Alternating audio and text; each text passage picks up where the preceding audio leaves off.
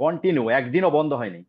এই মিটিংটার মাধ্যমে প্রচুর মানুষের ট্রেনিংটা নেওয়ার ফলে প্রচুর মানুষ উপকৃত হয়েছে। আমার টিমের প্রচুর মানুষ এই টিম মিটিংটা শুনে শুনে তারা ট্রেন্ড হয়েছেন এবং মার্কেটে অনেক ইমপ্লিমেন্ট করেছেন।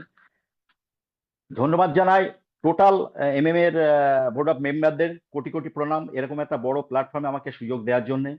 থ্যাংক ইউ জানাই আমার টোটাল লাইন অফ স্পন্সরদের, যারা না থাকলে আমি এই জায়গায় থাকতেই পারতাম না। আর আমার সুইট সুইট টিম মেম্বাররা, সুইটেবল টিম মেম্বাররা যারা না থাকলে আমি বিগ জিরো, যাদের প্রচেষ্টায় আমি আজকে ট্রিপল রেড ডায়মন্ড ডাইরেক্টর।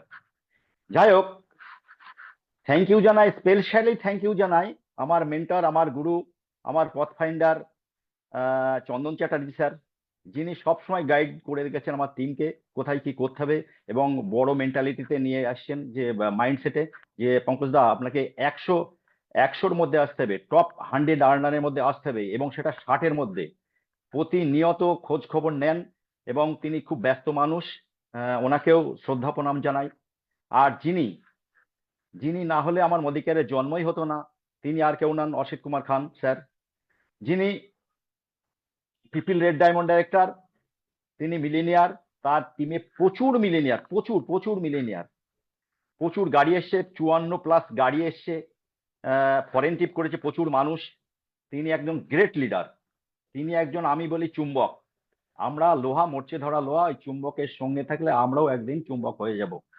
তাই ওনাকে শ্রদ্ধা প্রণাম জানাই স্যার, উনি না থাকলে আমার এই পরিচয় থাকতোই না। এবার আমার পরিচয় দিই, আমি ডক্টর পঙ্কজ পাল। বিফোর মোদি কেয়ার আমি ডাক্তারি করতাম, মেডিকেল লাইনে ছিলাম, প্রচুর মেডিকেল ক্যাম্প করতাম রুরাল এলাকায়, সেখান থেকে রোজগারও হতো। কিন্তু একটা সমস্যা দেখা দিয়েছিল যে আমার মনে হতো কি যে মানুষের পাশে থাকা দরকার, প্রচুর মানুষ এখানে বেকার, প্রচুর মানুষের পাশে থাকা দরকার। সেই জন্য বাই চান্স একটা মানি মার্কেটে জয়েন করে যাই। সেটাই 4-5 বছর পরে যেই সারদার কেলেঙ্কারি হলো সেটা তছনছ হয়ে গেল, ডিজাস্টার দেখা দিল।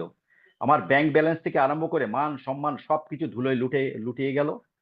তখন ঘরেতে বেরোতে পারতাম না, নানান রকম সমস্যা, যেটা রোজগার করতাম সেটা সবটাই পাবলিককে দিয়ে দিতে হতো। এরকম একটা পরিস্থিতিতে আমার স্যার অসিত কুমার স্যার আমাকে 3টে প্রোডাক্ট দিয়েছিলেন, আমার মনে আছে, ফ্রেশ মোমেন্ট, ওয়াশমেট এবং হোয়াইট পার্ল সোপ।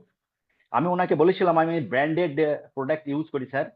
তা বললেন এটা বড় কোম্পানি, আপনি ইউজ করে দেখতে পারেন। আমি ইউজ করে খুব ভালো লেগেছিল।